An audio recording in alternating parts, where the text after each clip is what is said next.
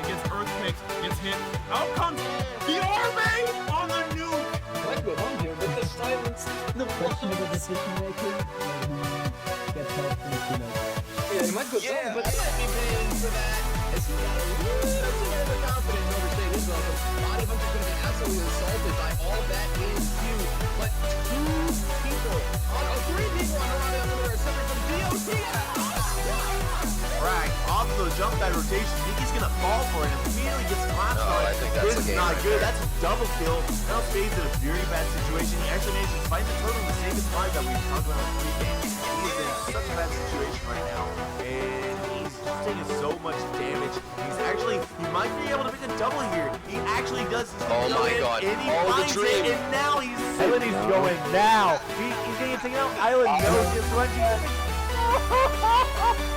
No way.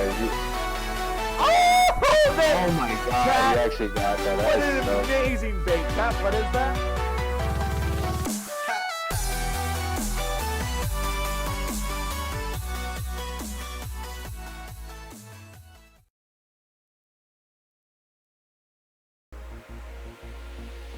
Hello, ladies and gentlemen. Welcome to the Awesomenauts Rumble April Gathers Finals. We have finally made it here, and joining with me for this phenomenal event today is none other than Edster.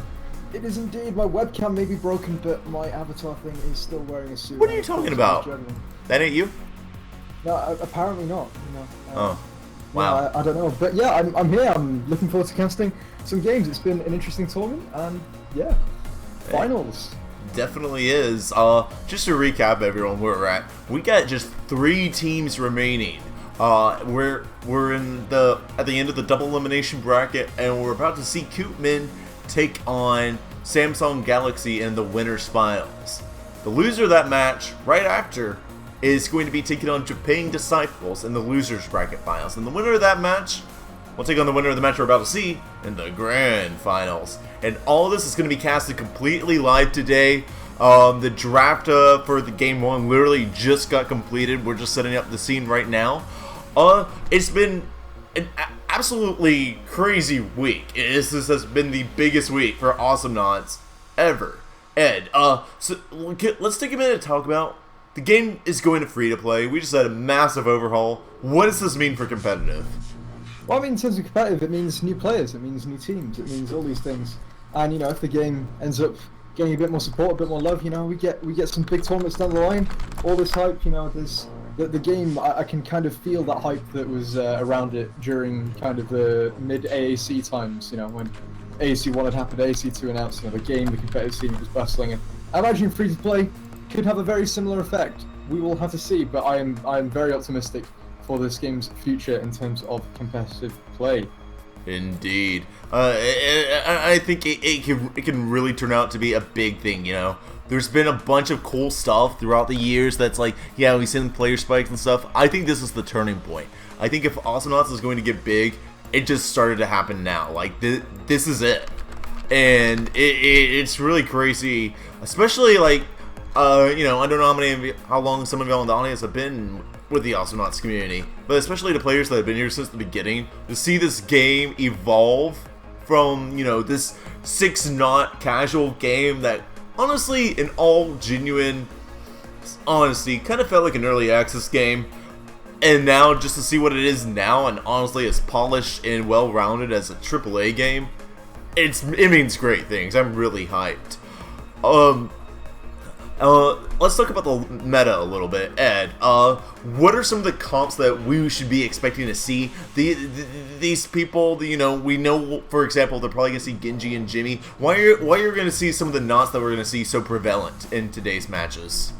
Well, they're very powerful knots. They fit the kind of comp playstyle. A lot of competitive comes down to kind of 2 similar kind of overarching strategies, and if you can get them the right balance of them, then you'll win. And one of them ends up being kind of team fights, and the other ends up being ganking. And then you've got kind of side things in terms of pushing and kind of initiates and all these other things. But it usually comes down to team fights, and that tends to be where kind of the really tanky things, the things that have a lot of damage, a lot of burst in one spot, and then you have the kind of the ganking style that comes in the form of collapse. And obviously, there's a fair amount of overlap there because a team fight can turn into a gank and vice versa. But generally, Nauts that are very good at doing both of these things end up being really powerful. It's why you see Genji being considered by far the strongest character in the game right now. You see Vinny being considered very, very strong. Lux, of course, has really good sustained damage, really good team fighting. He's a very tanky body. And then you end up with Nauts like Penny, really good. Yeah, it can definitely. I definitely agree on that aspect. Just like you have some of the immense damage and some of the just the tankiness that goes on. And I think one of the kind of, I guess, primary strategies you see nowadays is you see one guy like the Jimmy or the deadlifter, sometimes maybe even the Genji, go in and kind of take everything. He's like, use your abilities on me. It becomes less of a game of dodging, more of a game of getting your opponent to use their abilities on the wrong person. What are some of the kind of factors that goes into that? You think? What do you think like teams do to try and successfully do that? Well, I don't think. I think that was a thing when Scoop was in its kind of dominant phase, and Lux as well. But I feel like in this patch, it's a bit less. That tends to not work quite as well. A lot of the comps you end up seeing have the capability to just outright kill people if they land everything on it. However, when you're the kind of the way that style still works is in like the overall team fights, the 3v3 initiates. If you're more tanky than the other team, you're just going to out-survive their burst, and that's something that works. Baiting things less effective than it used to be, but it's still a viable strategy if you can do it. But it's a lot more kind of collapsing and team fighting in this patch, I feel. Okay, and that makes a lot of sense. That's just a status update, everyone. The winners finals, they're still drafting right now. They are currently on the second set of bans, so they've almost got that wrapped up, and then we'll switch over to the draft screen. I wanted to give everyone a pleasant little reminder. If you look right below where I'm pointing, because I'm so original and witty, we have a bunch of social media plugs and a bunch of cool stuff like a Twitter. You gotta love Twitters, and you guys should totally check that out. We have a metric buttload. That's an actual form of measurement. Buttload of events planned for the rest of the year. All I can tell you at this time is that Gathers is going to be a monthly event. I'll have the next Gathers date on the Scrim show, which is this Thursday. So yeah, see, I'm gonna bait y'all along. I'm gonna make y'all watch that. Ha ha ha. But and also in our blogs, check out the Awesomenauts Scrim portal. That's a third-party Discord server that is not ran by us, but it is totally flipping cool. And the reason that is because it's kind of, Ed, what would you describe it? It's like the gateway to the competitive community? Yeah, absolutely. You go in there, you find a team. It helps if you already have a team. You go in there, ask people for scrims. Even if someone doesn't respond in the chat, you can then, see the accounts of active team members, and it's just a nice way to get in touch with players in teams who you think you might want to scrim. Yeah, it's a great start. But Pillow, you know what I think we could do in this time? I think we could talk about the two teams that we're about to see fight off, if you don't mind. Let's do it. It's Cootman versus Samsung Galaxy. Cootman is Nikki, Dave W, and Ubi. And Samsung Galaxy consists of Tempest, Zuji, 9volt, and Slevens. So why don't we start out, Ed? Can you tell us a little bit about these players and their history in the competitive scene? Yeah, absolutely. I mean, if you look at Q-Men, you've got three players who are very, very experienced in the competitive scene. Nikki, who's widely considered the best player in the game, and for a very good reason. He's got the history to back that up. And then you've got Ubi and Dave, who have been members on the same team several times, and they're just very, very experienced players. They're probably easily would be put in everyone's top 5 list right now. It's a very, very scary and intimidating team to have to face off against. Samsung Galaxy, they're a decent team. You've got more than decent team. They've beaten some pretty good teams moving in and up this bracket. You've got Tempest, who's won multiple tournaments in the past. You've got Zuji, again, won tournaments, and you've got 9volt and Slevens, who haven't won tournaments, but they've been around in the comp scene for a while. They've just formed for this tournament, but they're performing well. They beat my team in the round to get to this one.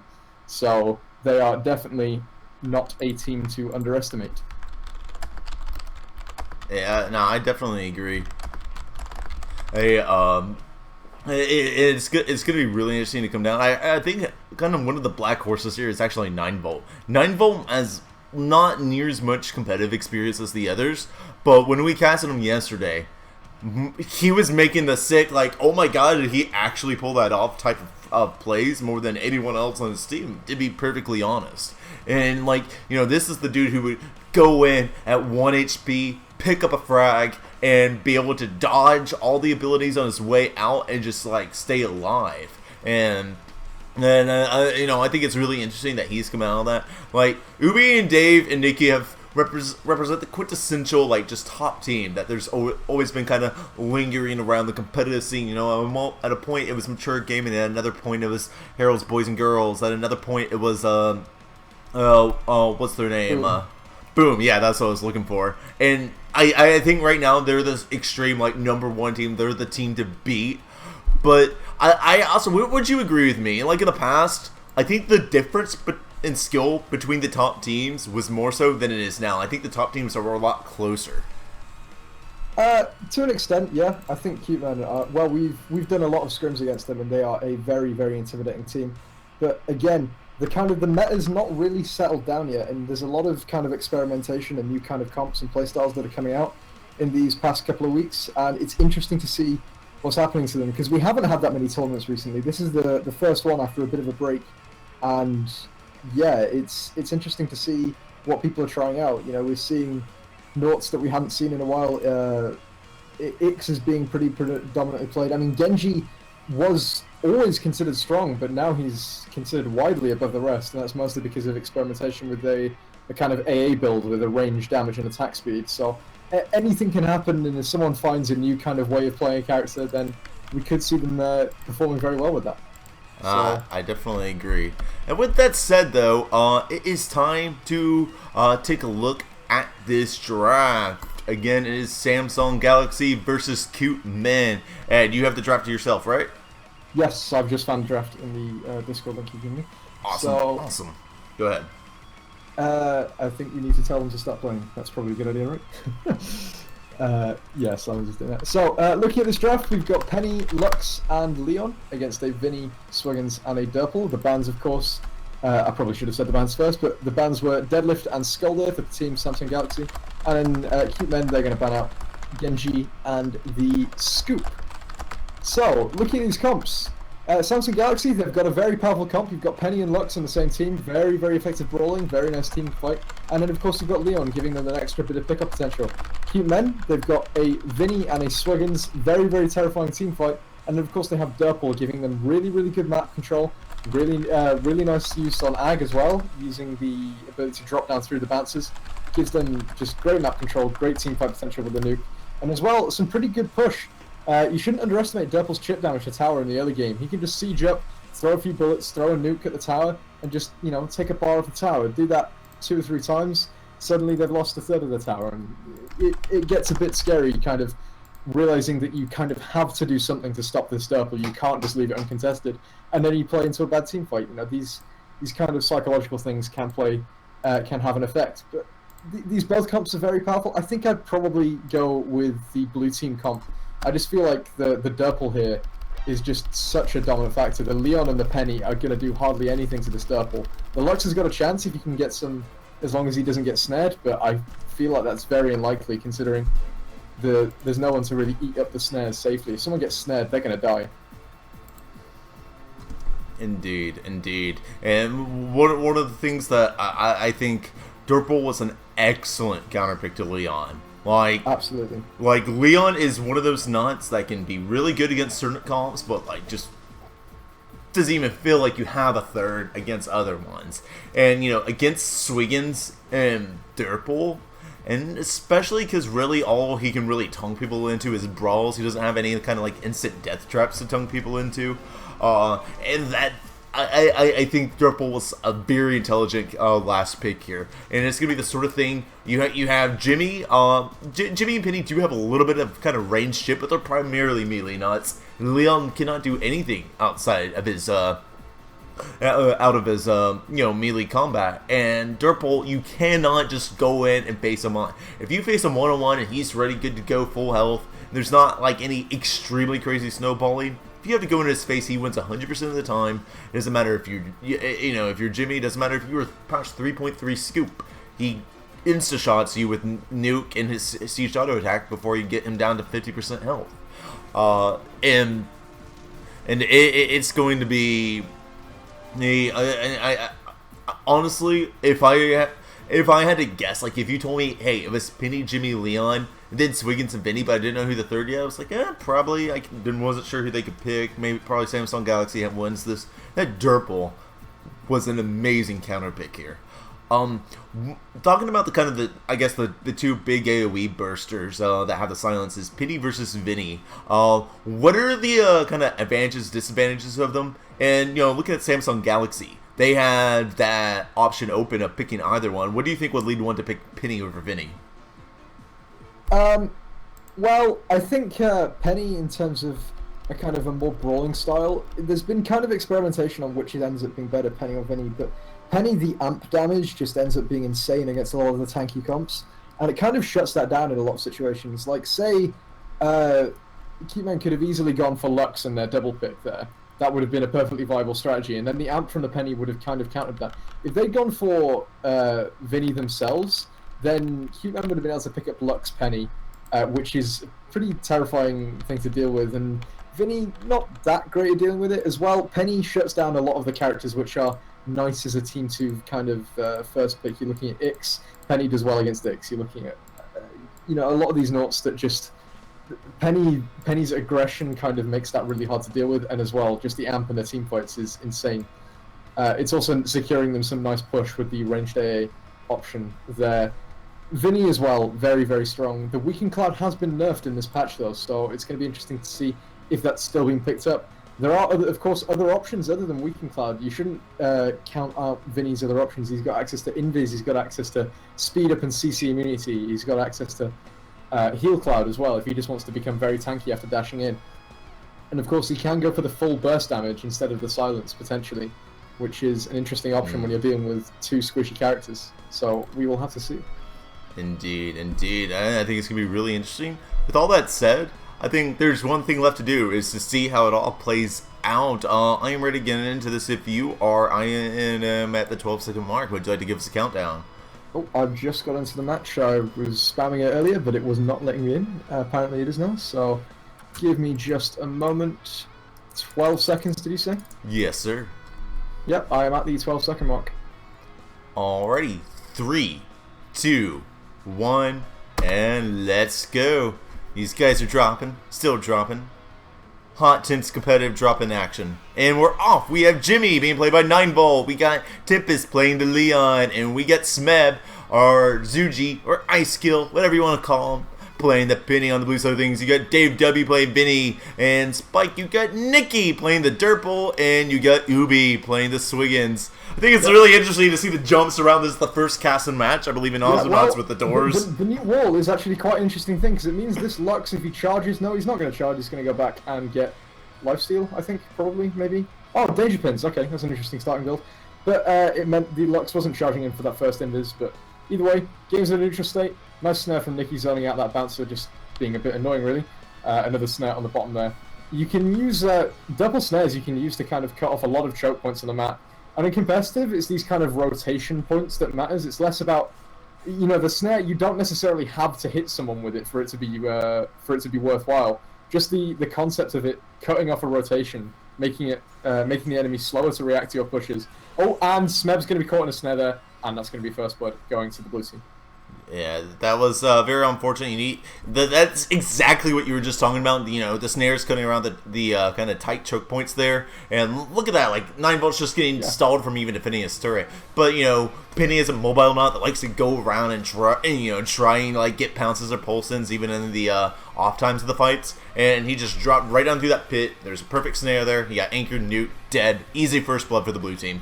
And that's the sort of thing they have to be really, really aware of. And one of the things that they can do is actually actually try and listen to where the grid traps are. You can hear them in the game. And that's going to have to wait a second. Tippet's going to get anchored down, but the nuke is not going to find its way into the team fight as Nikki actually drops down the pit himself. Now Zuji is actually going to go in extremely hard, run past Nikki, pick up the assassination on Dave W. That's going to bring a 1-0 into for Samsung Galaxy and actually even out the score. That was a very nice pick off and a very confident and gutsy one. And when you're in this sort of high level plays, confidence in your plays is sometimes almost more important than making the plays themselves. Because if you, that there's going to be pounds in the tongue and not that much more damage, and I vote really not there to follow up.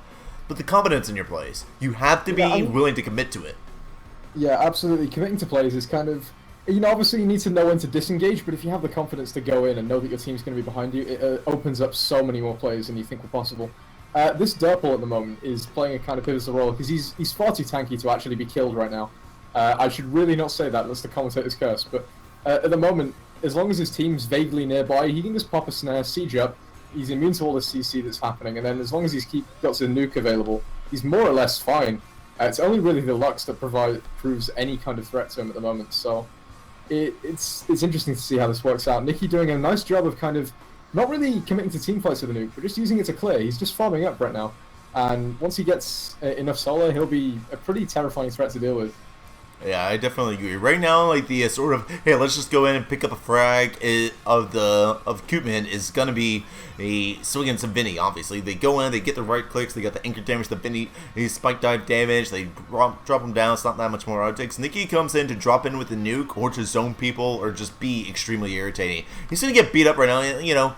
You might say, oh, he's getting caught out. Look at all the damage he's taking. That's damage that isn't being dealt to the two people that are going in trying to find the frags. And kind of when we talked about kind of our pre-game, about, hey, trying to get the opponent to use the abilities on the wrong person.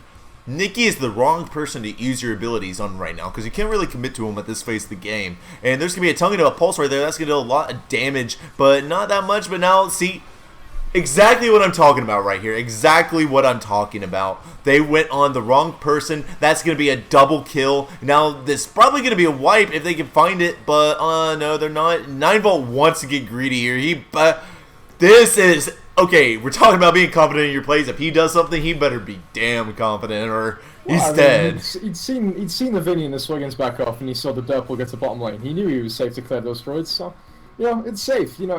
It's map awareness. Even when you're low HP, a lot of the time I see players, they're low HP, their instant reaction is, I have to teleport back to base. But if you look around the map, you know where all three enemies are. You can just clear some droids and that your teammates that are at full HP then don't have to deal with. So it's kind of making use of the lack of map pressure, really, that the enemy were putting on there. So nice little play from 9Volt there. But, it's nothing to really scream home about just there. Oh, definitely. I was just thinking about, I thought for a second he was going to charge down top lane to really try and take him on by surprise. I was like thinking, no, he's not. No way. Yeah, that would be perhaps a bit too bold. Yeah. And with that said, they are going to go down that top lane now. There's going to be a triple pulse, actually. That's the sort of lane rotation interruptions that they need right now. And even though, nothing immense scandals that, they're going to get a little bit of chip on the top turret. That's the sort of thing that they can do repeatedly. That's going to be really good. They're going to get a little bit more poke on Nikki there. He's going to go down to half. Just the tongue kind of give him a little spanking there. And both teams are doing a really good job trying to clear the droids as fast as they can. 9Volt going to get caught in a snare, but no one's going to be in real position to capitalize on that. And notice how both teams that's going to have to wait a second. Vinny getting caught out, and that's the sort of person that needs to make sure he does it. Durple's fine. Swingins can even be fine. But Vinny, especially when he doesn't have the Waking Cloud yet and doesn't have Hill Cloud yet, you consider the current threat of silence and the future double threat of silence. He cannot be being the first one to be tongued into combat. He just can't. That's a frag. Period. And meantime, Tempest is going to get taken out here. Again, getting baited to use his abilities on the Durple, and then you just see literally swinging to Vinny walk in without threat of retaliation, of a tongue, of a pulse, deal their damage, and leave. And that is, in this sort of bait and swap style, is something that Samsung Galaxy has to get catch on to and figure out, how to play against if they are going to win this straight up. Yeah. If they just keep on focusing Durple like this, they lose. Again, There's a team fight here. There's a snare anchor going in. There's the Vinny dive to finish it off. Actually, the AA from Swiggen is going to get the final kill. And now the blue team, they're able to put on a lot of pressure. I think the red team's comp right now, they're not really in the stage of their builds where they're ready to fight. Their Lux doesn't have enough AA damage. He doesn't have enough sustain to really keep going in. And the Lux's damage, it's strange. It takes a bit of time to apply. And at the moment, they need as much instant collapse as they can. You know, they've got the danger pins and now they've got the kind of the long tongue with silence. But I feel like the Leon should be going tongue damage. The Penny should be getting pulse damage because at the moment they just don't have the damage to get a kill. We saw earlier we saw a tongue and a pulse onto the Vinny, and the Vinny got away with 1 bar. But that's not he got away with 1 bar. If the Leon had some tongue damage, the Vinny would have died, and that might have been a pick-off. But at the moment, the red team, they're just not able to find a pick-off unless they somehow squeeze the Lux's damage in there, but that's really, really awkward the way blue team are playing and zoning right now. The Durple's all the way out in front, the Swiggins and the Vinny are just playing behind, waiting for the Durple to be initiated on, and then they go in. And there's no way the Durple dies at the moment. Yeah, I definitely agree. In the meantime, you see so much more damage coming on the blue team, We already have full blue heart. We already got completely maxed out spike dive. And to even have the solar right now for a bag of goldfish, he does. So, he's going to be popping 600, 700 damage spike dives as 8 minutes into the game. And you got, one thing in Pneumatic Speed. That's going to wait a second. You're going to get tongued in, but Benny is going to be a little bit late. Now all of them are extremely low. That anchor dropping, barely missing Tempest. And that is not a good situation for them to be in. Nikki getting some incredible zoning out there. He's got the nuke. He's got the grid trap. Tempest is not comfortable trying to defend this turret. Leon is classically, oh, and Penny's going to get caught out. I think the spoon break barely saves his life. Ooh, not quite, yeah. Health management, hashtag. Today I learned you can get a nuke to hug that top left corner there. I thought it was going to bounce off, but apparently Nikki knows more Durple text than I do, so that's something for the books. But yeah, again, the kind of constant threat of the Swiggins and Vinny damage, they're able to insta-give people. They've got the damage to do that now. Whereas the red team, they need to sync up like 3 abilities on 1 target if they're going to kill them, and they're just not finding it at the moment. Now, instead of tongue damage, we actually see Leon picking up backstab right now, which I think is an underrated upgrade to get, but I don't think it's the one to be getting right now as far as the early game is concerned. What are your thoughts on that? Well, I mean, it's not a bad idea. I mean, I've been saying the problem is burst, but again, another problem they have is that after they do their burst, they're losing in the brawls, and going for this backstab gives them the brawls. That was really unfortunate. The Lux getting caught out just by that snare there, and then the Durple AA just long enough to finish him off, firing kind of through the enemy there. But again, Nikki using these nukes very effectively to kind of zone out potential spots he's going to be ganked from. I mean, he's just sieged up in front of the tower, and he doesn't care because his team are above him, blocking that rotate from the Penny there. Penny now have force back, and this top tower is going to go down to the blue team, and that's going to be the first tower of the game going in favor of Q-Men. Definitely. And Vinny might be into something here. He's just going to kind of take the beans, like, okay, I get cut out a little bit. I'll take that auto attack or damage as my punishment and just kind of float on out. Kind of not really anything significant there. One of the things that I guess I am not too optimistic about the backstab purchase here is, what situation right now is Tempest going to be backstabbing someone? Speaking realistically, when is he chasing Nikki down with a backstab, and when is that a not suicidal situation? And there's going to be an anchor drop there, Nikki going to be coming in, there's going to be a snare on the Penny end, Nightball going to be trying to dive out, but he's not going to fight it in time. Now Smeb's going to be 1v2, he should be able to pick up Ubi. Now Nikki's going to be left alone. Tempest needs to get in there as fast as he can and find that nuke, which he is, but look exactly, like here, Tempest cannot chase Nikki with the backstab because of the threat of Benny. So, even though tongue damage would have, made that a kill anyways, Nikki is, would be 1/4 right now instead of half. And that's what it goes down to show you. Now, everyone's just going to be footsie nodding here. Nikki's going to go ahead and get his health back when he can. Benny picking up the invisibility cloud. He's got silence, which if he can find the right silence next to his teammates, now this could be very, very significant. Which they're just about to, yeah. Yeah, that's what I was thinking. Like, Swiggins jumped up, but everyone's kind of just backing up now. But they might. It looks like they're going to be going forward. Nikki doing the baits, and there it is. And Dave W kind of whiffed that spike dive more or less, and everyone's just going to be backing up. And then he's going to whiff another spike dive there, and not much really of note happening now. Just kind of both teams kind of played that sloppily, and they're just going to back up and recuperate. Yeah. Touching on what you said about backstab earlier, I think you're slightly misunderestimating misunderestimating, that's not a word, underestimating the upgrade in terms of, it's not only used for chasing people who are running away. You can actually land the backstab hits in brawls quite a lot. We saw in that last fight, Tempest tonguing in the Durple, and the Durple had to do some minor adjustments just to get back, and he landed 2 backstabs just in that time there. So it can be used in brawling. It's also one of Leon's only AA upgrades. Well, it's a very cost-effective Leon upgrade for clearing droids, which is, it is something to consider. Clearing droids is very important when you're facing this much map pressure. And if the Leon can get behind droids, clear them quickly, it means he's going to be able to get back into the fight sooner. So, nuke being popped there, it's not going to land on 9volt. 9volt taking a snare for his teammate, and now the red team could be pushing up here, but they're going to opt to clear top instead. That's, probably a wise choice. You don't want to allow chip damage on your turrets for no reason. Definitely. And we're kind of really got into a state of footsie nuts here, and Nicky's been kind of taking advantage of it, just be like, well, I'm going to get some free poke. And like, look, right there, and that's kind of when his second 9volt's going to be getting caught out. He's taking a lot of damage. His team is not in a position to yet come in. He's going to manage to at least get some more damage on Nicky, but yeah, it's over. Not much you can do. They got to be careful. And Jimmy is the sort of knot that I think doesn't really like to kind of chill on defense that much. Like,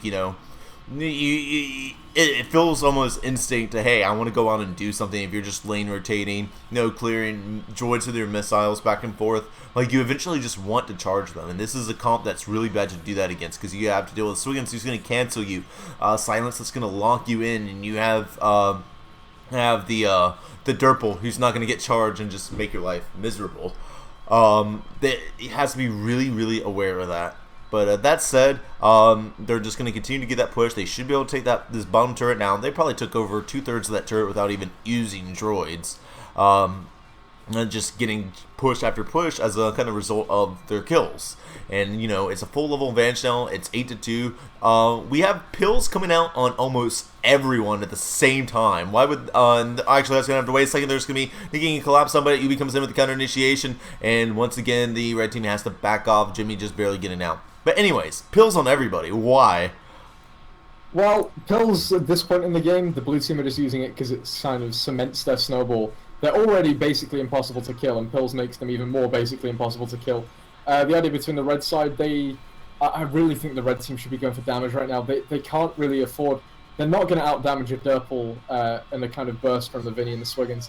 And I guess it allows them to stay a bit more and maybe go for the brawl, which is kind of what they're going for with these builds. They've got a bit more of this kind of charge preservation on the Penny and regen and the AA stuff. So I guess they're trying to kind of out-brawl this stuff, which is somewhat sensible because the blue team are quite reliant on cooldowns, but you can't really survive against the amount of damage that the blue team are outputting right now. The Swiggin's going to be caught in a bad spot here. He's going to be initiating on. The Durple doesn't have the nuke, but the Lux is going to go down before anything really happens there. There's no punish for the blue team right now, and the red team, they're just forced back again. That looked like a really nice initiate at first, but again, nothing really happened. I think at this point, the blue team are almost too tanky and too snowbally that even in the event of a quote-unquote perfect initiate from the red side, I still think they'll survive and they'll win the fight. And definitely, and it's the sort of thing, like the more you see these pulses come by and not really even change how the blue team handles the team fights, the more it becomes like more and more clear, like, yeah, they really do need that pulse damage. It's like, yeah, damage really is mandatory, And like when you actually look at the total amount of damage upgrades that we got backstab, we got danger pins, we got one thing of auto attack, and the blue team goes in because what's the threat? There's none. And you got Starstorm statue, and Cookie Badge and Gun Penny if you count that, and that's at about 1,000-1,200 solar-ish in. Like, it's just they need more. It's not enough. It's just not enough. And even if they completely outplayed the blue team gets out of that still healthy enough to go in. And this is what I was worried about for the red side. Nicky's just picked up triple shield on Nuke. He's got a 21% shield when he sieges up now. He wouldn't die even if everything is piled on him. And we've been saying the whole time the red team's been picking the wrong target. If we look at the damage, Nicky's taken more than 50% of his entire team's damage this game. That's insane.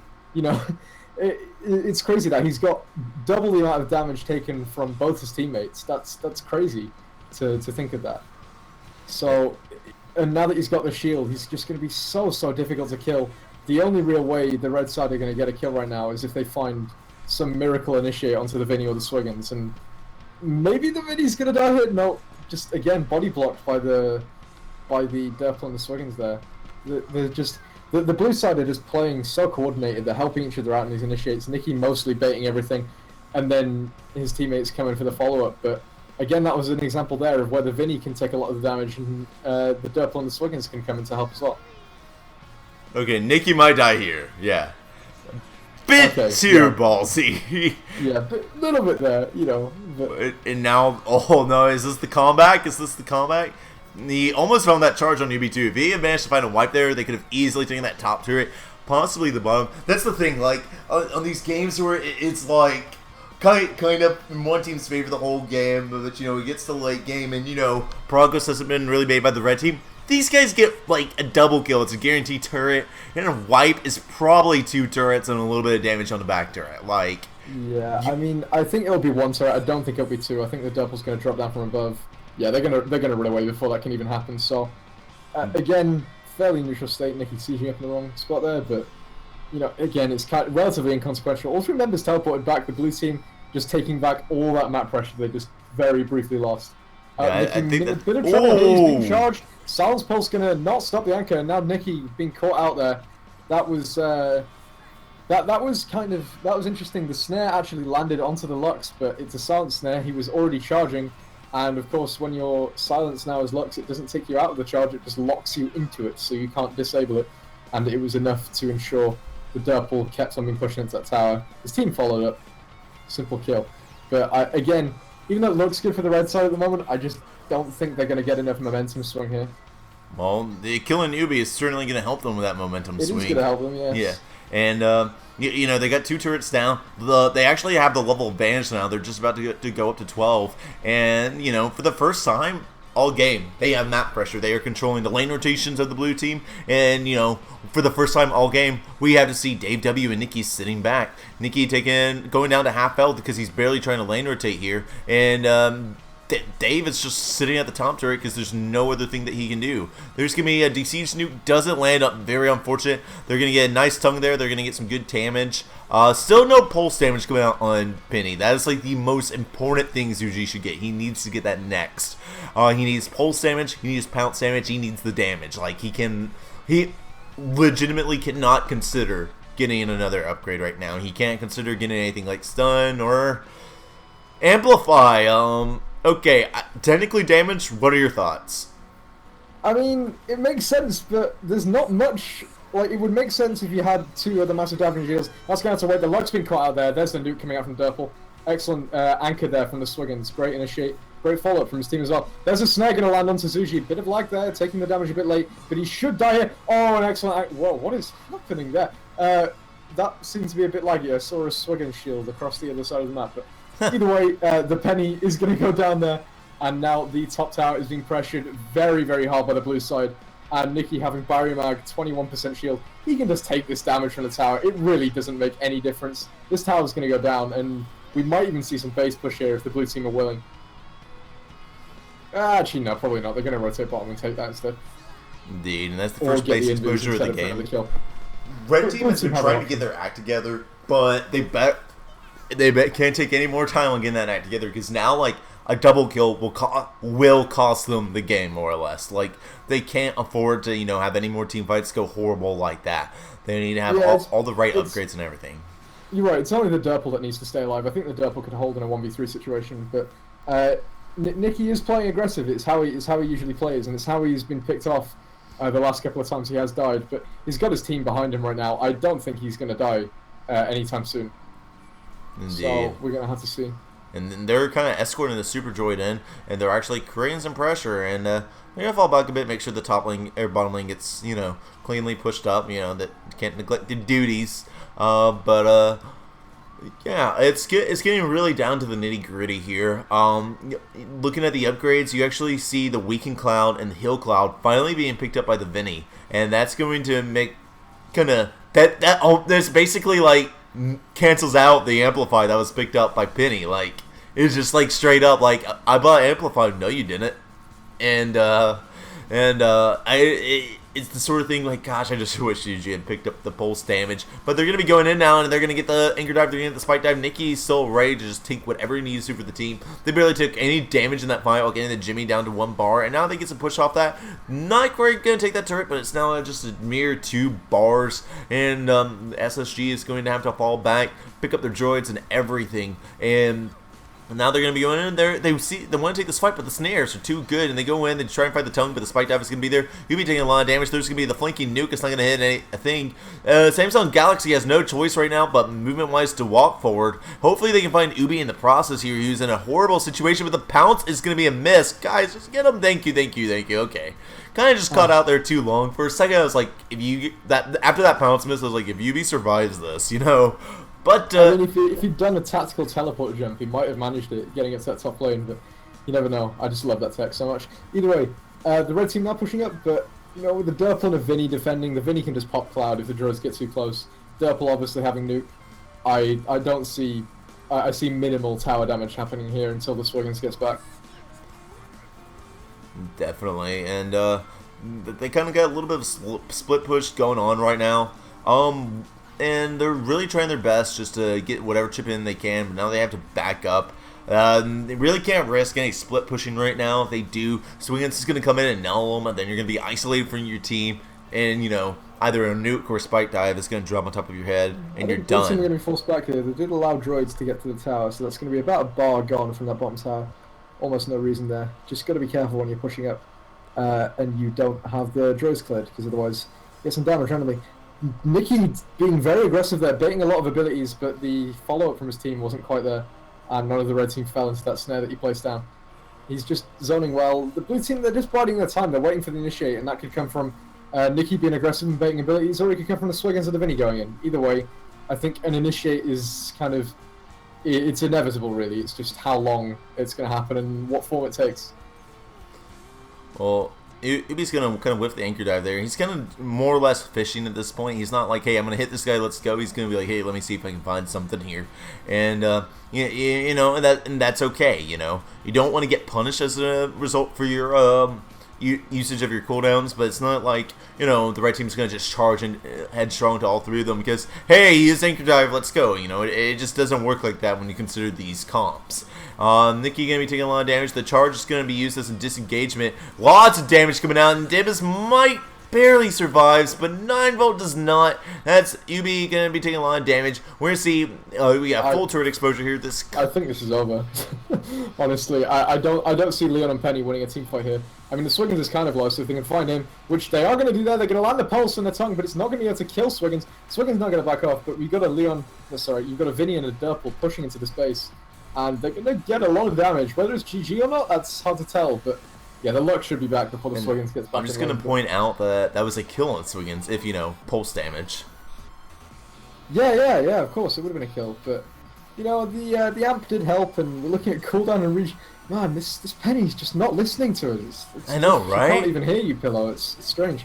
But in comes the anchor, in comes the dive. There's a team fight happening there. A nice charge onto Vinny, but it's not really going to be enough. Here comes the Swiggins to support the Vinny. The Vinny's got access to heal card. He's got access to SKB, and now you've got a super droid. Droid's in the base. Derpl sat in the base as well. Blue team doing a lot of damage now. This appears to be the last push. Going to try and do as much damage as they can. The nuke not quite going to kill the Leon. The Leon going down now, and that pulse and the Lux just wailing on this Derpl, but that's 27% plus the Fireman shield. Way too much. Derpl's going to live. The entire blue team's going to live, and that's going to be GG. First game going towards Cute Men. That was a heck of a first match, really interesting, and the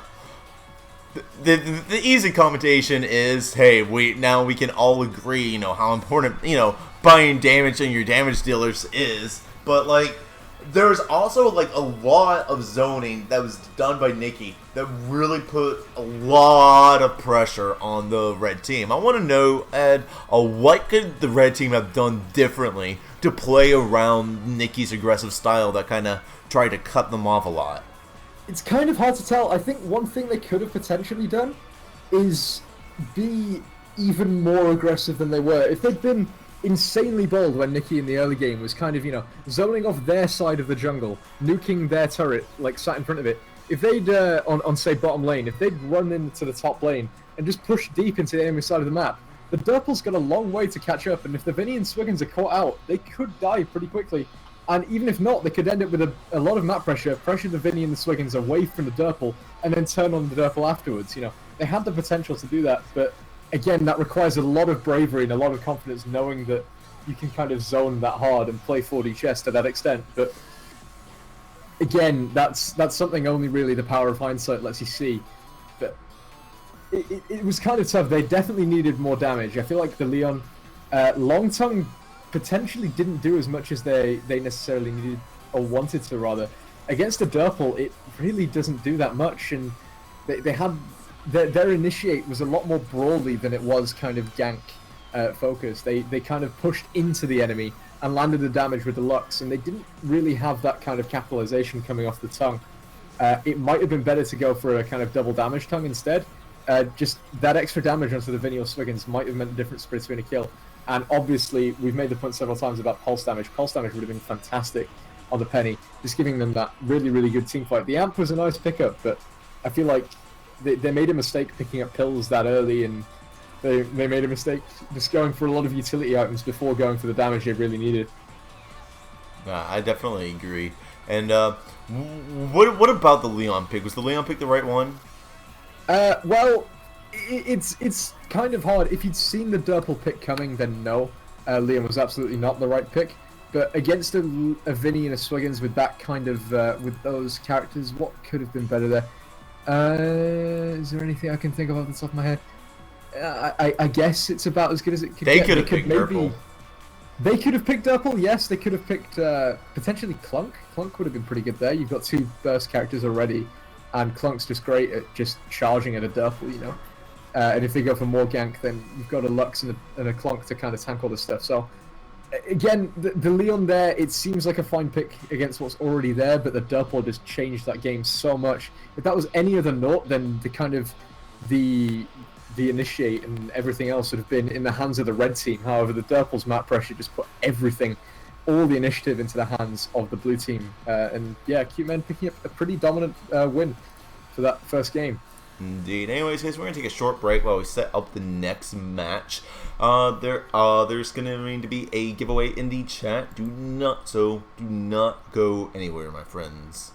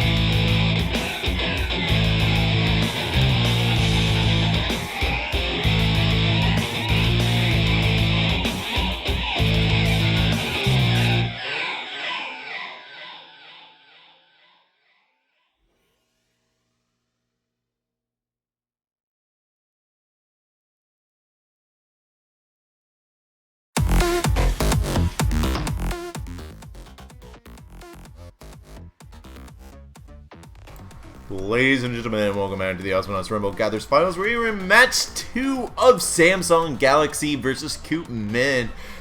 We just saw a very interesting first match of the day with some hopefully eye-opening perspectives on how to play Dirtpool to some of the people less experienced with them. Joining with me for the second match is Edster. Hey, that's me. So, yeah, that first game, it kind of showed the power of Dirtpool zoning and how it just completely changed the dynamic of a game from a draft that was pretty favourable to SSG and then just instantly turned in favour of Cute Men after that, because it just made it made pretty much all three of their notes just irrelevant at that point. So it's going to be interesting to see what kind of strategies Samsung Galaxy used to try and change up to try and beat Cute Men in the second game. Indeed, and not that much has changed up. This is almost the exact same draft, but with the Dirtpool ban instead of Scolder. Until the second ban, it is exactly the same draft. Yeah, and kind of frustrated about the Leon, so it looks like they went Sentry. And in response to that, Cute Men picked Ksenia, who I think is an amazing counter, really underrated on that matchup versus Sentry. People don't really realize that I think Ksenia dumps on Sentry. That said, I want to give a quick reminder to everybody, we are doing our bet system. Type who you think is going to win into the chat. Either type red team or blue team. You have until the until the match begins to get your guess in. If you guess correctly, you're going to be eligible for a giveaway after the match. Anyways, it's Deadlift, Dirtpool, banned out, and then Samsung Galaxy picking up the Penny, Jimmy, and Sentry. Cute Men banned out, Genji and Scoop pick up the Vinny, the Swiggins, the Ksenia, and Ed, why don't you tell us about these comps are going to go down? Ed is not here now. He left after you said Ksenia. So, looking at these two comps, I think, again, you were mentioning how the Ksenia kind of dumps on the Sentry, and in a kind of 1v1, I would agree with you. However, Ksenia doesn't deal well with AoE stuff. AoE damage is stuff she kind of struggles with, because it kind of hits her and she just ends up taking a lot of damage she really doesn't want to be taking. Ksenia's a kind of precision character, does well against other single target characters, but in kind of big team fights, she doesn't do that well. And Samsung Galaxy, they definitely have a kind of big team fight here. You've got the Black Hole to secure people in, you've got the charge from Lux and the AA from Lux, and of course you've got the Pulse amplifying all of that, giving them some really effective team fight. On the blue side, you've got a great pick-off comp. Absolutely, you've got Anki, you've got Dive, you've got Ksenia, giving a lot of poke damage and map pressure. It's going to be interesting to see kind of which style wins, the kind of stat ball that Samsung Galaxy have versus the kind of pick-off burst that Cute Men have. The mobility is going to play a pretty big factor into this game. There's no kind of hard zoning like there was last time. You've got the Sentry whose AA is going to be able to do a bit, but it's not going to ward off people from walking through. Like Snare's last game, it warded people off brilliantly. However, Sentry's AA, you can jump around it. The beacon's there, but it's not going to do that much. An Initiate coming in from a Sentry, there's not really enough collapse from the Penny and the Lux to justify, that being a game-winning play. I think the fights are just going to come down to who ends up landing more of their stuff. And I have a feeling, yet again, this is probably going to go towards Cute Men. Yeah, I agree. Jimmy is going to have a lot more breathing room here than he did last game. And he still has to be wary though. He can honestly melt pretty fast here when you consider the Swiggins is going to have that stun that kind of interrupts him. Then Ksenia and Vinny can honestly deal so much damage to him before he can even get that first lifesteal off. That is something he's going to have to be really aware of. But I would like to see some more coordination coming out from Samsung Galaxy, and hopefully maybe with Sentry and Jimmy even kind of baiting the blue team the way that blue team was baiting them the first game. With that said, though, Ed, are you ready to get into this game, my friend? Well, I just want to mention one last quick thing before we go in there, make sure the replay is nice and far ahead of us. But the one thing that was touched on last game was the idea of going in on the wrong target, and last time that was Samsung Galaxy going in on Nicky's Dirtpool. However, this time it's probably going to swing the other way because you've got a Sentry on the other side. He can charge up a shield, he can take the Initiate from the Swiggins and the Vinny, and as long as he doesn't get hit by literally everything whilst he's charging the shield, or even late game he can do once he gets pills, Barrier Mag, and access to microfilm as well, he'll be able to tank everything. But if you Initiate onto the Sentry, he's going to punish you very, very hard. you know, the ways to escape a black hole for the blue team, if they use that stuff up, you know, vanish to try and get the silence, and they use the anchor and they use the spike dive, they're going to have no way to escape that black hole. It's going to be a lot of damage coming back at them. So if Samsung Galaxy's, if the Sentry is able to bait out a lot of the abilities, they're going to have a great time in this game. Indeed, indeed. Well, with that said, let us get into this match. I am at the 12-second mark. Would you like to give us a countdown, my friend? Yep, certainly. We will go on go. 3, 2, 1, go. And we're off. Hot Tits drop pod action in the first one to go. Probably we need to start doing a little bit more than 12 seconds. It looks like in patch 4.0 you drop a little bit later. But that said, you got Nikki playing the Swiggins, you got Dave W playing the Vinny once again, you got Ubi playing the Kesnia, and on the red team you have Tempest playing Sentry, 9volt once again playing Jimmy, and Smeb, Zuji, Icekill, the dude with 1,000 names, playing the Penny. How do you think the first blood's going to go down? Just tell me how it is. I think the first blood's going to happen right here, right now. We're going to see Nimbus go to the Xenia, and except the Sentry is not in lane for some reason. Okay, never mind. Nice no first blood, dude. Happening here. Yeah, I mean, looking at double region and Sentry, I don't know why the Sentry was so slow into that first lane, but I guess, yeah, maybe not. So a bit of zoning, a bit of footsie notes in the early game. Everyone loves it. It's just kind of everyone working out where they stand and just, you know. Oh, speaking of where they stand, Nikki going for a very kind of ballsy initiate there with Swiggins. Nikki playing the Swiggins, something you don't see very often, but Nikki Swiggins is something to fear. It's very, very aggressive, and he knows when to go in. And as long as his team's there for the follow-up, that's not going to be fun for the red team to deal with. Indeed, and looking at the upgrades here, they're more or less pretty standard. You got Stage Starstorm statue. Oh, Nikki taking a lot of damage, nearly getting caught out. The UB gonna take a little bit of missile chip, but only one finds them, and the Pulse does not find anyone, and they're just gonna be recuperating. But that team fight definitely went in favor of the red team, and it looks like a nice change of progression for them. Yeah, Nikki not dying there was kind of insane. He was being charged by the Lux, and then the gravity of the black hole that he was in sucked him back out of it for him to live. That was either really, really calculated or really, really fortunate. I think we'll. That was like 7D chess. Yeah, that was, we're looking at 7 or 8 dimensions there. So looking at initiate here from the blue team, now Nikki's just been completely caught out. If only he had a black hole to escape with. Yeah, if only he was in a black hole to escape from this time. But no such luck this time. The Lux there, you've got to be really careful when committing to a Lux. The Lux can just charge you and punish you very easily. I think the red team's comp, it's very, very effective this time. And it's a lot more promising than the one they had last game. This is going to turn out to be a bit of a closer game, if I predicting anything. Indeed. And now we're going to see Tempest and Jimmy. They're going to be falling back a little bit. It's usually going around. Not really much really happening right now. Looking at the builds, we got Spike type damage coming out super fast on Vinny. AoE, scissor damage, kind of classical stuff here. We got regen on the Sentry, on the Jimmy and Danger Pence, and I think a Starstorm statue. What do you think these guys are going to be building into? Do you think that the Penny's going to go gun Penny, especially again, or do you think she's maybe learned her lesson and, you know, we'll maybe get pulse damage a little bit earlier? I think we will be seeing pulse damage this game, or at least I hope we will. I think we'll definitely be seeing silence pulse pretty early on. Here's a pretty big fight happening here. The Lux being anchored, but is going to get away and then actually kill Nikki in the process, getting away. Nikki just committing to these fights a little bit too hard. Xenia's going to get picked off by the Penny on the follow-up. Again, the burst on the blue team isn't quite enough to find the kills right now. I feel like if they're going to find anything, it's going to be a kill onto the Penny with a kind of initiate coming in from the Swiggins or the Xenia, and it's going to be the Vinny that finishes it off. But at the moment, they can't really cleanly kill this Lux and the Sentry right now. If they do attempt it, then don't quite get enough, and then they get their abilities off, and then the blue team have a bad time. We've seen that happen a couple of times already. I think Amplify and Anchor is going to make that not really be an issue late game. Once the Swiggins gets Amp Anchor, we're going to be seeing...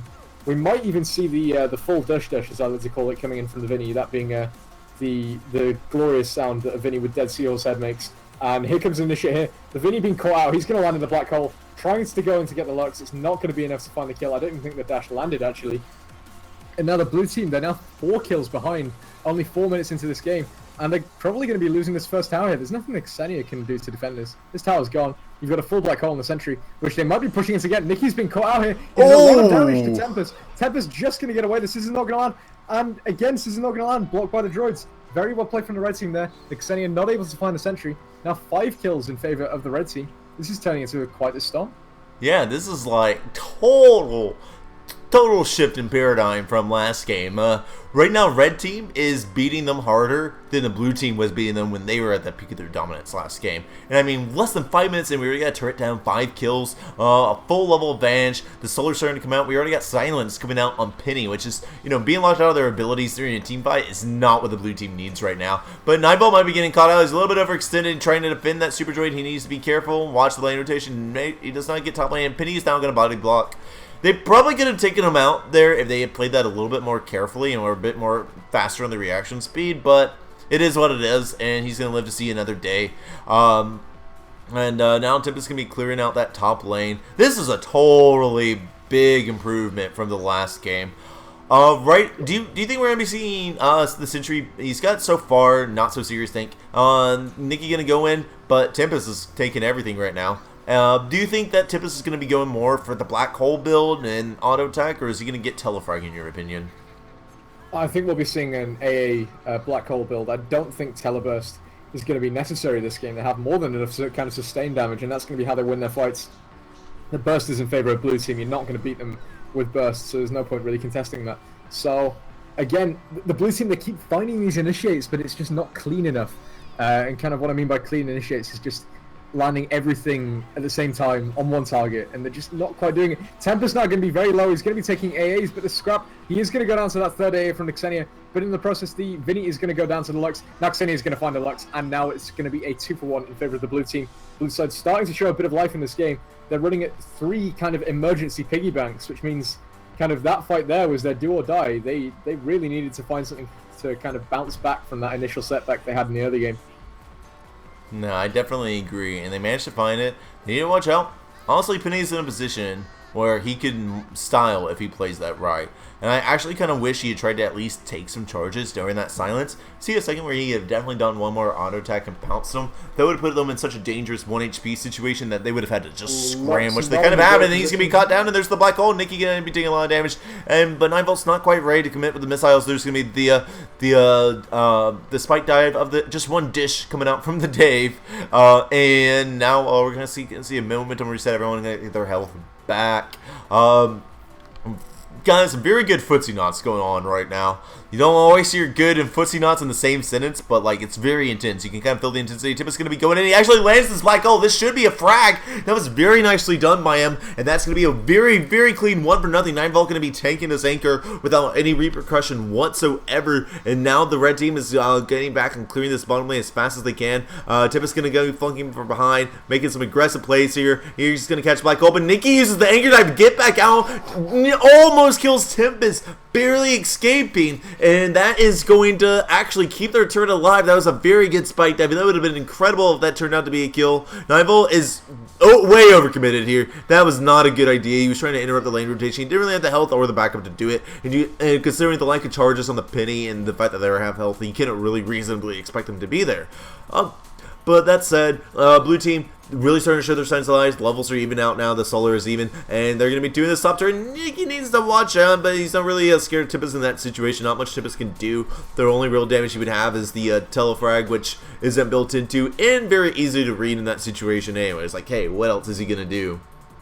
These fights are so kind of dynamic because it shifts back and forth all the time. I really feel like the blue team, they shouldn't be using Nikki to initiate right now. They don't have the amp anchor, there's no point in that. I think they should be allowing the Xenia to be the initiator, kind of baiting out a few abilities, using that kind of silence, and then allowing the Swiggins of the Vinny, sorry, to be there for the follow-up. At the moment, the Swiggins initiating, it's nice, but they're kind of locking someone down, but then they don't really have the follow-up necessary to kind of capitalize on that. I think later, when they have the amplifiers I've mentioned, that's going to be the strategy they want to go for. They really want to burst down the Sentry and the Lux. They're going to be able to do that. They're just going to be able to say, aha, you're right there. We can land everything on you, and you are dead. Indeed.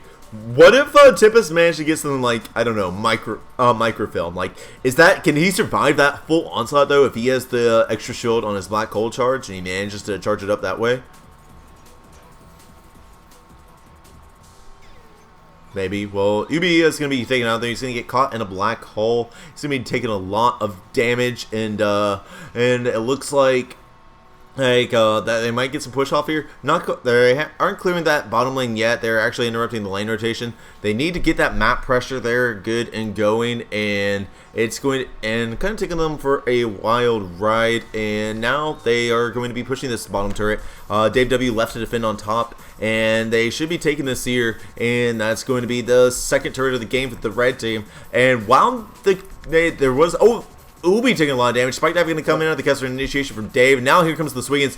9-Volt should be going out, but he's actually using the charge to kind of push them away so they can't follow up. And now Smeb is going to be taking out Nikki. Another one for nothing. That's 9 kills to 3. They are absolutely showing that they can do this right now. And are just... You shouldn't count out the blue team though at this point. They still have that capability to find kills.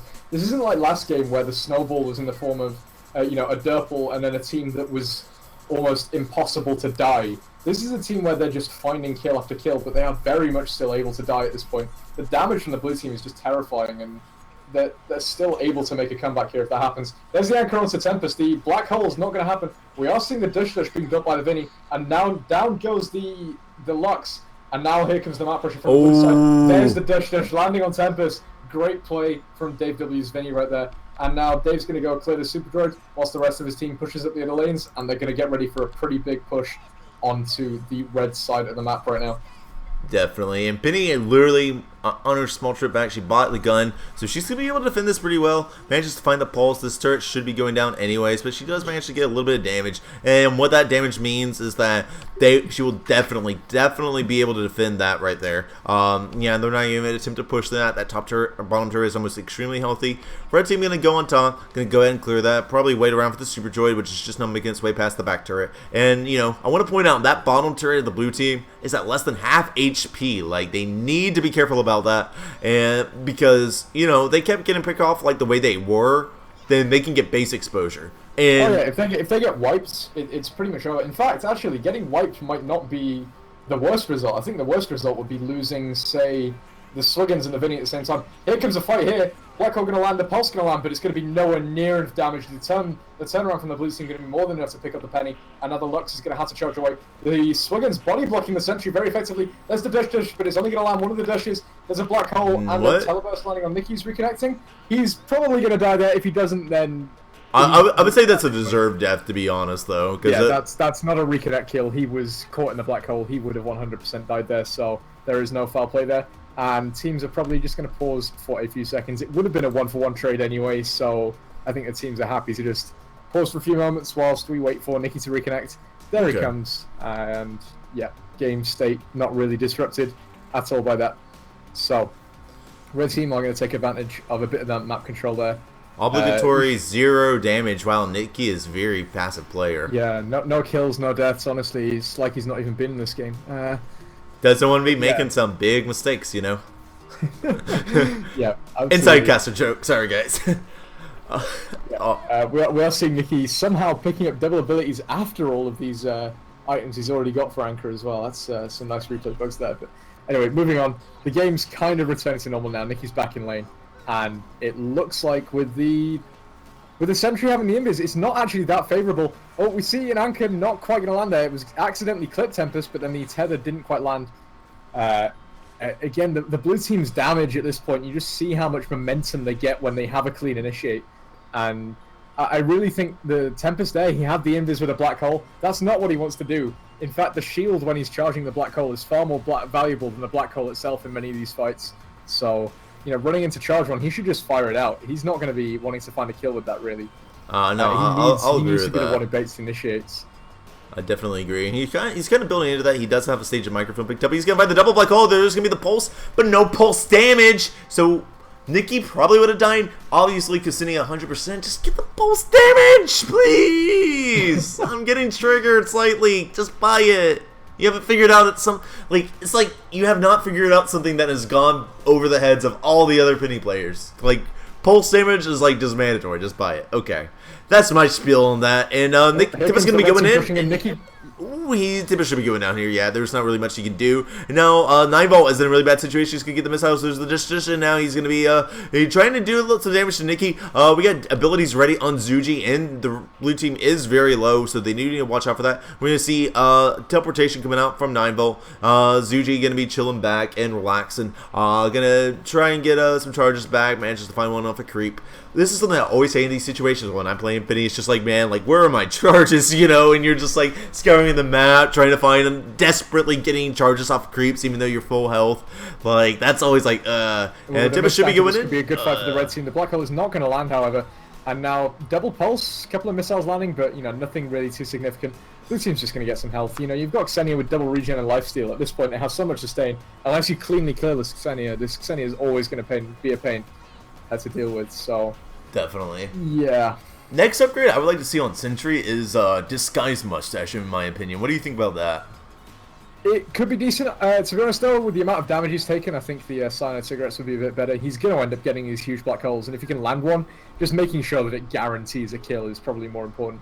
But to be honest, at this point, I think he's looking at picking up BKM potentially to make the stun and the silence not last as long. And maybe potentially picking up a few more AA upgrades, or even silence and teleport, just so he has all these CC tools available to him. Here comes the initiate from the blue side, a nice double pulse landing. It's not going to be enough to find any kills. There goes down goes 9-Volt, and now the blue team, they're trying to get away. Here comes a black hole being charged up by Tempest. It's going to be charged pretty hard. Now the pulse is going to be killing Nikki, and now it's just Ubi trying to stay alive. Oh no, it's not just Ubi. Dave W is still alive, my bad. It's a 1-for-1. I need to pay attention more. But yeah, it's a 1-for-1 at the moment, kind of neutral. The bottom tower did end up going down though, for the blue side, so the red team arguably got a more favorable engage from that. Yeah, they definitely did. We actually see Humble Health being picked up by Nikki, which kind of makes sense because he kind of, when that Sentry is thinking everything, he kind of wants to keep them locked down. But that means he has to pick between Magnetic Anchor and Amplify. I think Amplify is going to be the better one here. It's going to be Amplify, yeah, 100%. When you go to absolutely. But I'm just saying, like, how good would the triple damage on the Anchor have been here? Well, not that good. I think the triple damage, the thing is the kind of the magnetic anchor. The anchor's dies like always. It's going to die to like one Lux AA unless you get the health in it. It's going to die to a penny pulse. It's going to die to a black hole. You know, there are so many ways it just dies unless you get the health in it. So getting that health in it, you know, it's better than nothing. I would say at this point. Okay, I see what you're saying. I can agree with that. I want to point out, we also finally, maybe Zuji has the stream on a second monitor because he's finally buying pulse damage. And hey, we did it, Reddit! And he's got one stage so far. It is kind of expensive. It's 230 solar, but it's actually really good damage. And it's going to be making a big impact here. I believe if they can find it. One of the things that works really nice. Oh, it's not going to be making a big impact because he's going to get caught out right here. He should be able to get away with the spike dive. He should. And Penny just taking for a Sentry and Jimmy, no problem. And we're going to see a little bit of footsie nuts. They have droids on the base here. What?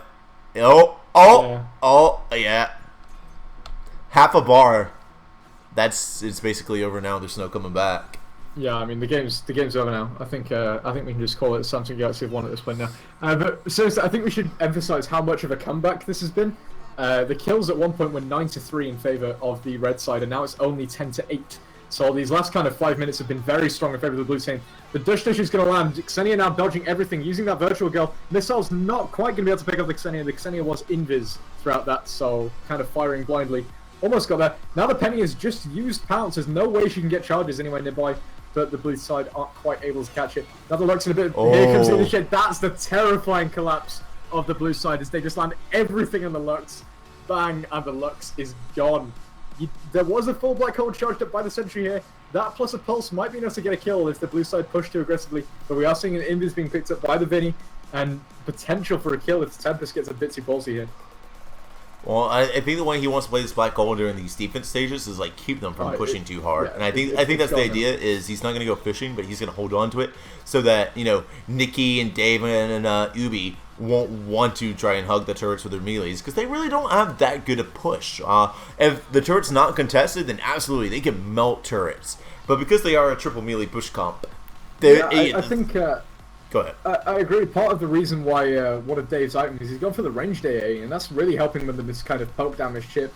And especially in these footsie note situations, Vinny's standard range is pretty bad on an AA. It's basically a melee range, so him getting that range really allows him to kind of play a bit safer, play a bit more backlines, and just allow him to initiate when he wants to. Nicky now being charged into a very bad position. He is going to juke away. He's going to get caught in the black hole, but the black hole not landing on anyone more useful. Lux is just about going to survive there, as now the two teams disengage. The fight going in favor of the blue side, though. They have more HP, and Lux is forced back. They're ready to push these lanes.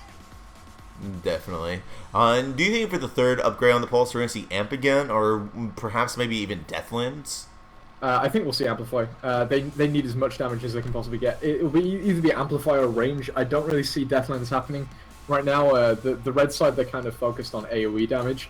Landing the Deathlands is really difficult, especially the way the blue side engage. They just all engage at once. It makes it really difficult to pin down a single target. Even the most experienced players, coordinating 3 people on the same target when they all go in at the same time, really, really difficult to do. So I think it's better to just go for either the range to more consistently hit 3 people, or the amplifier, so when you do hit people, it matters a lot more. Yeah, I can definitely agree with that. And there's going to be the black hole. This is going to be a big team fight. We're going to see a bunch of damage coming out. Penny running for his life. They cannot take these team fights at the moment. They just can't. Not even talking about, how the solar is starting to go in favor of the blue team. And that they have a level advantage, but the amount of damage just on the comps, blue team can just melt people. When that pulse and does not just stack up to an anchor dive and a spike dive, but is it worth, because they took another half bar off the base with the droids that got forgotten. That's you know what I would love to see? I would love to see Invis Cloud being picked up by Vinny. That would be so incredible to see, just because of the sheer amount of gank potential that they have. However, we are seeing Weaken Cloud and Heal Cloud, which is arguably even more effective. A 15% Weaken, very, very effective in these team fights, especially when they just pile in on one target. It kind of means any kind of re-engage from the red side is going to be a lot more ineffective. A kind of attempt at an initiate there from the blue side, but with nothing really happening. The red side have the initiative there. They should potentially look to find something, but droids pushed up. They don't really have the ability to just push into the base and force a fight like that. The red side, if they want to be winning, they need to be the ones doing the initiate, and at the moment, it's all the fights are going in favor of the blue side initiating. Oh, absolutely. And looking at the builds, we also see the amp that we've been talking about all game come out. Oh, and Dave W's going to get a nice pick up on us there, get the spy dive. He's just not able to get out. That's the thing about Sentry. If everything gets burnt and he's still in a really bad situation, it's almost impossible to juke with him. He's on that long black hole cooldown, and his ability to escape with Beacon is tied to his ability to already be juking anyways. It doesn't get him out of a situation where he still needs to begin his juking, so to speak. And we have that amp being picked up. We have silence being picked out on Cassinia. We have the Weaken Cloud and the Hill Cloud. There's very few team fights that SSG is going to be able to take now. These team fights are completely in their favor, of one of the more important upgrades we're seeing the Amplify being picked up on the Swiggin's Anchor. This means no one is safe. If someone gets anchored and there's a Vinny around, they are dead. Without a shadow of a doubt, they are dead. So the kind of the fight that the blue side has, the initiate, is just really, really scary. I think it's tough for the red team to come back at this point. They need to find just 2 kills and they can win this game. It doesn't take much, but the way they need to do that is they need to be the ones who find an initiate. At the moment, they can probably afford to take a really, really ballsy and aggressive fight because they still have 2 towers to work with. They can probably afford to get double killed and still stay in the game. They can potentially afford to be wiped. I don't think their base will die in time, but it's kind of they need to try something now. Otherwise, they're just gonna the blue side. Even if they mess up the initiates, they're still getting away. They have all these tools to escape right now. With shield on the Swiggins, he's not landing in that black hole. Virtual goal on Xenia. Here comes the initiate onto the Lux. There's a charge going to land on Xenia. Oh, damage, yeah, but the Dush is going to be enough to take down the Lux. And now 2 members of the red side, they're way too low to defend. Droid's being pushed up in favor of the blue side. We might be seeing some serious push on some tier 2 towers right now. I would really like to see, what I think might be a really good way to get the team fights in favor is Invis Beacon and Silence. Absolutely. That is it. If he can kind of strategically place his beacon and have these big black holes that he hasn't really been able to land because, the blue team is a dump. They can keep their distance on the Sentry. And if he can just come out of nowhere, walk out their abilities, land that black hole, and the pulse just comes in easy peasy, I think that is the current win condition for for the red team, and he's currently sitting 162 solar. He can get one of those 2 upgrades. He cannot get both at the moment, but even one of them, especially the Invis, could be a total game changer right now, especially if the blue team isn't paying attention to the pickups, which easier said than done now, since you do see all the items instantly. You don't have to hover on the scoreboard, you don't have to hover over a certain person's name, but even with that considered, like, you know, I think he'll end up having at least one Invis Beacon, where the blue team might be like, oh crap, he has Invis Beacon now, and die as a result. That said, right now, I think red team is kind of doing what they need to. They're kind of just stalling Al. Never mind, he's going to get stalled right out to his base and get taken out. And now they're going to be bodying that top turret a little bit. They should hopefully get some good push now. You know, red team is still running frantically to get back in lane. The collapse that blue has is just mind-blowing how quickly they can... Oh, this is not a good fight for Nikki. And come on, where's the pulse? That should be it. Yeah. That was nice body blocking from Tempest, to be perfectly honest. And I don't think Nikki expected that body blocking to happen. I think he thought he was just going to be aggressive and then run out and be like, haha. But no. Well, I think it would have been different if his anchor had actually landed. His anchor kind of threaded the needle in between the 2 targets, hit the tower, and then pulled him behind them, which was quite unfortunate. That kind of certified his death there. But again, we'll see the red side finally having kind of the ability to push up. They should probably be going base, to be honest. I don't really see the need for them to take this bottom tower. They're not going to have the time to do this and win. This is kind of the best opportunity. Force a fight in their base and then go for it. You know, they don't have a nice angle for an initiate on this top lane. So Nicky's back now. Oh, sorry, can I just check the time? What time are you at right now? I'm at 25:45. Okay, I'm behind. Can you just pause it for a second? Say 25:50. Okay, 25:50. Yeah, I accidentally pressed Z instead of A when moving the camera. I'm blocked. I know, right? Okay, no worries. Just something when you're ready, my dude. 49. At Okay, 25:50, so we can see the next wave of droids take out another half bar. Woo! Oh yeah, definitely. Wow, someone's going back to deal with that. I think Nikki is right now. So. All right, 3, 2, 1, go. And we're off. Those droids are just going to town. Well, that's another bar. That's another bar. Jesus, it's surprising how much damage droids do to the base when they're left uncontested. You definitely need to make sure they don't leak through. That was like a good 1.9 bars, if you would, if you like precise numbers. That was entertaining to watch, and it's actually kind of interesting when you think about it. Red team hasn't been in that base once, not once. Yeah, they haven't been in the base once. I think yeah, they would have had the enemy team is in your base warning, but that was only from the droids. Oh, that's funny stuff. And anyways, we're going to see the Awesomenauts resume now. Sentry picking up actually the other stage of stars from Sanchu. Not what he necessarily needs, but not a bad upgrade. DOT, I think that might actually be useful, because that's another like 300 something damage that the blue team's going to be taking when they're going to commit. It's going to be very hard for Swingins and Cassini not to get hit by that, and it's going to be, reapplying and everything. I actually think that was a good pickup. And it's something I was actually going to mention earlier, and then I kind of forgot about it. But DOT can be very, very, very good here. It's going to be, it's really just adding on the numbers, and red team needs those damage numbers on the board right now. They just need them. I agree. It is more damage, but I think a better pickup might have been Micey to try and just get that double knockback. If he cancels the Swiggin's anchor, that's a huge teamfight swing. And as well, he can disrupt the AAs from the Xenia and the Swiggins as well. Just that ability to potentially disrupt and also keep the way saying there's going to be the Invis there. Oh, he's dead. That's a clean kill. Again, not enough. The collapse just isn't there. There's the pulse landing on the Xenia, but again, it's just not quite enough. They need to land everything. The Dish almost taking 9-volt out there from Dave W. That might have been game if that had landed, honestly. But we're going to be seeing a push regardless on this bottom lane. They've got droids there now. They're being aggressive. They're using the anchor there to just make sure the droids get there at full HP. And that's a lot of damage onto that bomb tower. It's almost down. They can tank it whenever they want. Meanwhile, Nikki split pushing top lane. They're going to back off now just before the Lux gets there. The sentries now hit the ground, but they're probably... No, they're not quite going to lose the tower, but the next time Blue decides to take a fight at that bomb tower, it's gone. Like, it's basically gone. The Blue team can consider that. So they can take a fight on that bottom tower and then land some AoE damage on the tower, take out the tower, and then swing forward anyway. So the red team should not consider that bottom lane safe by any means of the imagination. No, I definitely agree with what you're saying here. That thing is, I think once Spike Dive, as we're saying, like completely erases that. And so if blue team is committing to a team fight and the spike dive is aimed at them at that turret anyways, then that basically turret is more or less a non-issue. We see the Storm Sword statue is maxed out here. We see Stunt Helmet being picked up by Penny. That is the increases the knockback up by 100%. What's going on with that? I think it's kind of really interesting, especially because most people probably think of that as early.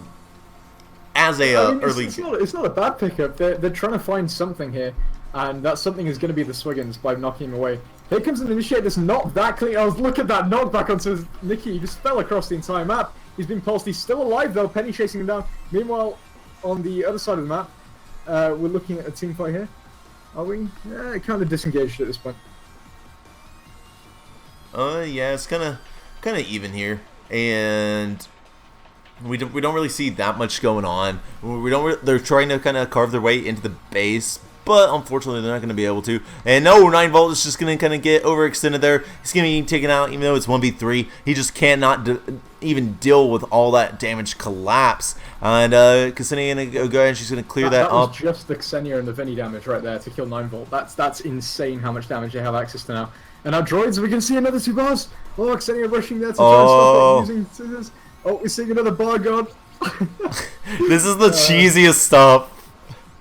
What is that? It's like 4/5 now? Ultimately, though, they're not going to win the game like that. If they do win the game like that, it's going to be like an hour-long game, which no one wants to see. And that's not going to happen. The blue side will win before that happens, so they need to try and find a fight here. And blue they found one. Not a good one, though. To the Sentry, sorry. And that's going to leave base exposure, and they're going to be charging in here, and it's going to be very, very difficult to test this. UB is making his way up as fast as he can. They're going to miss the anchor. Smev is trying to take this out as fast as he can, but he's not able to take it in time. Bolt health. And we see the triple missile barrage coming out. Cyanide cigarettes being picked up by Tempest. I really think that, this knockback is so funny to watch. It's really not doing anything, but it is entertaining to see. Yeah, I mean, I think at this point it's pretty much game. You've got speed up Cloud on the Vinny, and that's just going to mean he's going to be able to get away from the black holes really.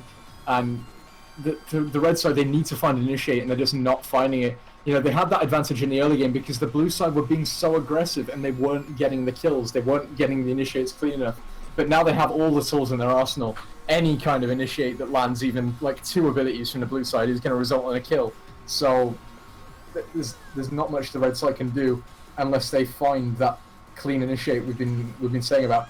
There's an initiate to the Lux. It wasn't even that coordinated, but it still resulted in a kill happening. And now you've got the Penny going down. There's no way a Sentry at 2 bars can defend that. That's going to be GG in favor of Cute Men. Absolutely, that was a very, very good second match. Even though SSG lost it, it was a lot better of a match than it was the first one. It was really, really entertaining to watch. I still really wish we had seen that Invis Beacon get picked up. I honestly, it doesn't really guarantee the win, but it would have put so much pressure on the blue team. Like, they kind of, late game, they just kind of walked forward and found the frags and just kind of right-clicked together. It wasn't even much of a finesse sort of thing. It was just, hey, guys, go in now, sort of commit sort of thing. It wasn't like amazing mind games or jukes being played. They just, they aimed well, which, and, as you mentioned, getting 3 people to hit 1 target isn't exactly the easiest thing in the world to do. But it didn't get any more complicated than that. And I think if they had to worry about that begin, that was kind of one of the things that really I wish Red Team had done differently and could have let this match go in their favor. You know what I'm saying? Yeah, absolutely. Yeah, that was an interesting game. I think again, just the kind of late game turnaround, just the sheer amount of collapse on the blue side was absolutely terrifying. But yeah, that was the winners finals match between Cute Men and Samsung Galaxy. Indeed. And we're going to take a short break, and we are going to then see Samsung Galaxy take on Japan Disciples in the loser bracket finals. And the winner of that match will face Koopman once again at the end of the stream for the grand finals. Now, the way the grand finals work, I'll just go ahead and just so people know, is that there is a bracket reset, so the loser final winner wins the grand final match, there's another best of 3 that's played. Whereas the winner of bracket finals, Cuteman, only needs to win 1. So right now, Cuteman, they are in position to win this tournament. They only got 1 more best of 3 to do, and minimum they can take a loss and still be in this. So it is not over, and there is still a lot. It's in their favor, but easily they can come back and do this. That said, though, we are going to take a short break. Do not go anywhere, my friends.